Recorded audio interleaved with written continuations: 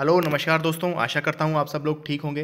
दोस्तों, जो हमारी श्रृंखला चल रही है जाने अपना देश, उसके अंतर्गत यह हमारा अगला वीडियो है।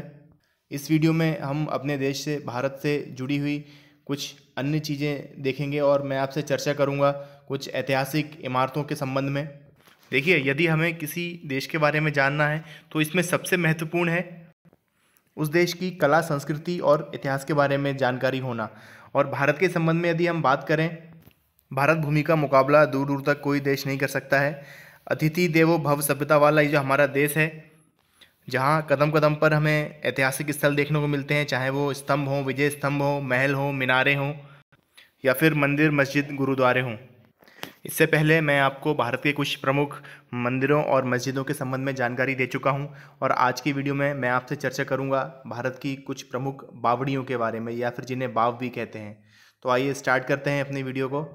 तो यहाँ सबसे पहले जानते हैं कि बावड़ी या बाव होता क्या है। देखिए, सिंपल भाषा में समझें तो बावड़ी एक बेसिकली एक कुआं होता है जिसमें जाने के लिए सीढ़ियाँ होती हैं और जहाँ आसानी से जाया जा सकता है। ये हमारे इतिहास में एक बहुत ही महत्वपूर्ण इमारत है, बहुत ही इम्पोर्टेंट स्ट्रक्चर है बावड़ी। विशेषकर हम देखते हैं कि जो राजपूतकालीन जो समाज है उसमें काफ़ी प्रचलित थी ये बावड़ियाँ। तो बावड़ी या बावली उन सीढ़ीदार कुओं, तालाबों या कुंडों को कहा जाता है जिनके जल तक सीढ़ियों के सहारे आसानी से पहुंचा जा सकता है। बहुत ही सरल इसकी परिभाषा है, आसानी से समझ सकते हैं। और भारत में बावड़ियों का निर्माण और उपयोग का एक लंबा इतिहास रहा है। कन्नड़ में बावड़ियों को कल्याणी कहा जाता है, यह आपको ध्यान रखना है, या पुष्करणी कहा जाता है। मराठी में बारव कहते हैं। गुजराती में से बाव कहा जाता है, जो कि रानी की बाव काफ़ी प्रसिद्ध है, आगे मैं आपको बताऊंगा। इसके अलावा देखते हैं संस्कृत के प्राचीन साहित्य में इसके कई नाम हैं। वापी भी एक वाफ को ही कहते हैं, वापी इसका संस्कृत में नाम होता है, जो कर्नाटक में शहर भी है। इसके अलावा इसका प्राचीन नाम दीर्घा भी है, तो जिसे बाद में गैलरी अर्थ के रूप में प्रयोग होने लग गया। तो यहाँ पर आप कुछ जो नाम हैं वो आप याद रख सकते हैं, जैसे वापिका, करकंधु और शकंधु, ये भी बावड़ी के ही पर्यायवाची हैं। ये यहाँ पर आप देख सकते हैं, एक वाव का चित्र है। ये नीचे यहाँ पर कुआं है जहाँ जल स्रोत है, पानी है, और ये सीढ़ियाँ बनी हुई हैं उस तक आसानी से पहुँचने के लिए। ये यहाँ पर्यटक दिख रहे हैं, तो आप यहाँ से अंदाज़ा लगा सकते हैं कितनी ये कि भव्य ऐतिहासिक इमारत है और कितना महत्व है इसका भारतीय संस्कृति में। तो ये होती है वाव या बावड़ी। अब मैं आगे आपको बताऊंगा भारत की कुछ प्रमुख और प्रसिद्ध बावड़ियों के बारे में, जो कि एग्ज़ाम के कॉन्टेक्स्ट से देखें तो इम्पोर्टेंट है ही, और वैसे भी आपको जनरली याद होनी चाहिए भारतीय होने के नाते। तो सबसे पहले देखते हैं अग्रसेन की बावली। अग्रसेन की बावली एक संरक्षित पुरातात्विक स्थल है जो नई दिल्ली में स्थित है, कनॉट प्लेस के पास में। इस बावड़ी में सीढ़ीनुमा कुएं में करीब 105 सीढ़ियाँ हैं। आप में से कई लोगों ने पीके फिल्म देखी होगी, ज़रूर देखी होगी। तो उसमें जो आमिर खान का एक दृश्य है अग्रसेन की बावली में, मैं अभी आपको आगे दिखाऊंगा। अभी देखते हैं 14वीं शताब्दी में महाराजा अग्रसेन, उन्हीं के नाम पर अग्रसेन बावली है, याद रखना बहुत आसान है। अग्रसेन ने इसे बनाया था, और 2012 में भारतीय डाक अग्रसेन की बावड़ी पर डाक टिकट भी जारी कर चुका है। ये भी आपको यहाँ याद रखना है, इंपॉर्टेंट फैक्ट है। 2012 में अग्रसेन की बावड़ी पर डाक टिकट जारी किया गया है। देखिए, यहाँ बावड़ी के संबंध में या बाव के संबंध में आपको यहाँ याद क्या रखना है इस पूरे वीडियो के थ्रू, कि ये बावड़ी कहाँ स्थित है, कहाँ इनकी स्थिति है। इसके अलावा इनके संबंध में कुछ छोटे छोटे तथ्य हैं, जैसे डाक टिकट किस बावड़ी पर जारी किया गया है, या फिर यूनेस्को की धरोहर किसे घोषित किया गया है। इसके अलावा भी कुछ रोचक तथ्य भी हैं जो आपको मैं बताऊँगा। आगे देखते हैं। ऐसा माना जाता है कि ये बावड़ी का जो निर्माण है महाभारत काल में किया गया है, और बाद में अग्रवाल समाज द्वारा इसका जीर्णोद्धार कराया गया था। तो यह है अग्रसेन की बावली। मैं आपको दृश्य दिखाता हूँ। ये देखिए, यह है अग्रसेन की बावली, और ये यहाँ पर जल स्रोत है, नीचे उतरने की सीढ़ियाँ हैं। ये सीढ़ियाँ यहाँ पर ही, यहीं का दृश्य है, यहाँ आमिर खान बैठे होते हैं, और पीके फिल्म का यह दृश्य है, आपको निश्चित ही याद आया होगा। आगे देखते हैं, अगली है जच्चा की बावड़ी। ये भी काफ़ी प्रसिद्ध है। जच्चा की बावड़ी भारत के राजस्थान राज्य में स्थित हिंडौन सिटी के प्रहलाद कुंड के पास में स्थित है। ये आपको यहाँ राज्य और शहर याद रखना है।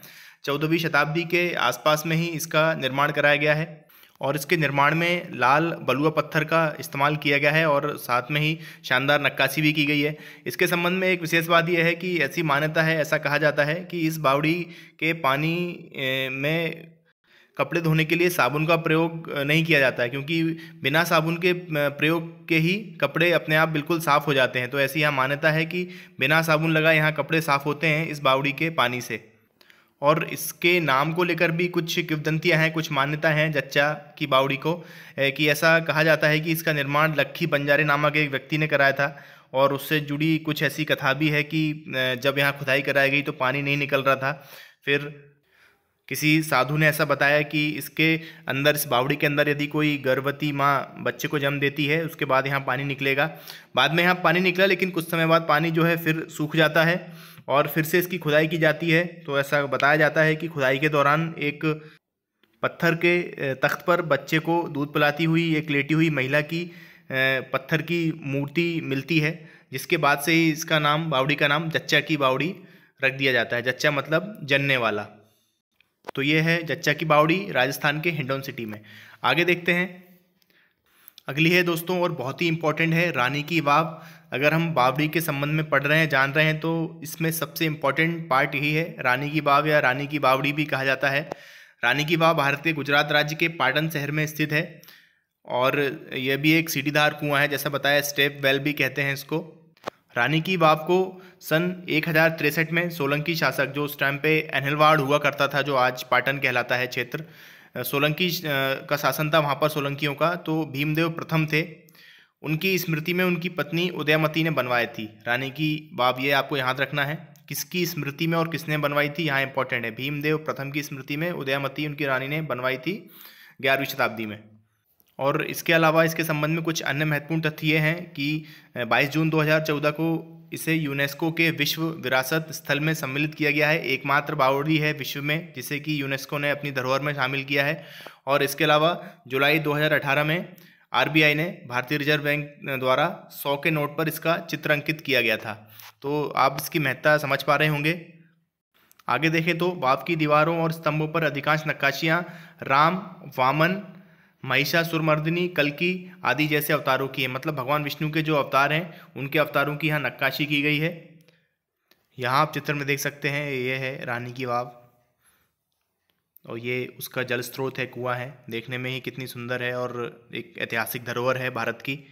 और यदि हम इसकी माप देखें तो ये 24 मीटर लंबी, 20 मीटर चौड़ी और 27 मीटर गहरी वाव है। तो इस प्रकार यह है रानी की वाव, बहुत इंपॉर्टेंट है, चाहे तो आप यहाँ स्क्रीनशॉट ले सकते हैं। आगे बढ़ते हैं, अगला है दोस्तों अडालज वाव। अडालज की वाव गुजरात के गांधीनगर के पास है, अहमदाबाद से 18 किलोमीटर की दूरी पर स्थित है ये। और 1499 में रानी रुदाबाई ने अपने पति वीर सिंह की याद में इस वाव को बनवाया था। ये आपको बता रहा हूँ फिर से, किसने बनवाया था और किसकी याद में बनवाया था, ये आपको याद रखना है। और कहाँ इसकी अवस्थिति है ये भी याद रखना है। अडालज वाव ये भी बहुत एक प्रसिद्ध और महत्वपूर्ण वाव है भारत में। आगे देखें तो यह वाव 5 मंजिला है, जिसमें से पहली जो मंजिल है उसमें संगमरमर के पत्थर से कार्य की या नक्काशी की गई है, जो कि देखने में काफ़ी सुंदर लगती है। इसके अलावा यह अष्टभुजाकार बनी हुई है, वास्तुकला का एक नायाब नमूना है। 16 स्तंभों पर खड़ी हुई है यह वाव, जहाँ पर सूर्य की रोशनी कम ही जाती है और जैसे जैसे हम नीचे जाते हैं, वाव में अंदर उतरते हैं, तो तापमान भी कम होता जाता है और आखिरी में कुएं के पास आकर लगभग 6 डिग्री तापमान यहाँ हमेशा ही कम रहता है। ये यहाँ पर आप देख रहे हैं अडालज की वाव, ये है जल स्रोत कुआं। चलिए अब आगे बढ़ते हैं। अब देखते हैं चांद बावड़ी। ये भी दोस्तों रानी की वाव के बाद में भारत में दूसरी सबसे महत्वपूर्ण वाव इसको माना जाता है। अब इसके संबंध में बताता हूँ आपको। तो देखिए, चांद बावड़ी राजस्थान में स्थित है। बंदीकुई के पास में एक गांव है, आभा नगरी है, जिसे अब आभानेरी कहा जाता है। वहाँ पर चांद बावड़ी स्थित है। 9वीं शताब्दी में निर्मित इस बावड़ी का निर्माण राजा मिहिर भोज, जो कि परमार वंश के राजा थे, उन्होंने कराया था। इनका निकनेम चांद भी था। ऐसा कहा जाता है कि इन्हें चांद भी कहा जाता था, इसी नाम से इस बावड़ी का नाम चांद बावड़ी पड़ता है। सबसे मुख्य बात यहाँ पर यह है कि दुनिया की सबसे गहरी बावड़ी है, 35 मीटर चौड़ी, और दुनिया की सबसे गहरी बावड़ी है चांद बावड़ी। और 13 मंजिला यह बावड़ी 100 फीट से भी अधिक गहरी है। देखिए 100 फीट से अधिक गहरी है, काफ़ी अधिक गहराई है इसकी। यहाँ पर चित्र देखकर समझिए आप। ये देखिए सीढ़ियाँ बनी हुई है, ये जल स्रोत है, ये यहाँ पर पर्यटक हैं। देखिए कितनी विशाल है और गहराई कितनी ज़्यादा है। तो दुनिया की सबसे गहरी बावड़ी है चांद बावड़ी आभानेरी में। आगे जानते हैं। तो पुरातत्व विभाग को प्राप्त अवशेषों से ज्ञात जानकारी के अनुसार आभानेरी, या इसे पहले आभा नगरी कहा जाता था, ये जो गांव है ये लगभग 3000 वर्ष पुराना है। मतलब काफ़ी पुरानी एक सभ्यता का कोई अवशेष है यह गांव, जिसे पहले आभा नगरी कहा जाता था। और ऐसा कहा जाता है कि रात में जब चांद की रोशनी पड़ती है तब ये बावड़ी चांद की तरह ही सफ़ेद दूधिया रोशनी में चमकती है। इस कारण से भी इसको चांद बावड़ी कहा जाता है। तो ये आभा नगरी था। इसका नाम फिर बाद में कालांतर में चेंज करके आभानेरी कर दिया गया है, जो वर्तमान में भी आभानेरी है। और आप यहाँ देख सकते हैं जो सीढ़ियाँ बनी हुई हैं, तकरीबन 3500 सीढ़ियाँ हैं और सभी एक जैसी हैं। एक भूल भुलैया जैसा लगता है यहाँ पर। और इसके संबंध में कुछ अफवाहें, कुछ किंवदंतियाँ भी ऐसी प्रचलित हैं कि इस बावड़ी को भूत प्रेतों द्वारा बनवाया गया था, शायद इसलिए इतनी गहरी है। हालांकि ये किंवदंतियाँ हैं, इसकी कोई ऑथेंटिकेशन नहीं है। तो यहाँ आपको याद रखना है चांद की बावड़ी राजस्थान में आभानेरी में। आगे बढ़ते हैं। तो अभी मैंने आपको भारत की कुछ प्रमुख बाव या बावड़ी के बारे में बताया, चर्चा की है। और अब मैं आपसे, चूँकि अभी मध्य प्रदेश में जेल प्रहरी के और भी कुछ वैकेंसीज आने वाली हैं, एग्ज़ाम चल ही रहे हैं, तो मैं अभी आपको मध्य प्रदेश की कुछ 2 या 3 ऐसी बावड़ी बताता हूं जो कि मध्य प्रदेश के एग्ज़ाम के पर्सपेक्टिव से महत्वपूर्ण है और पूछा जा सकता है।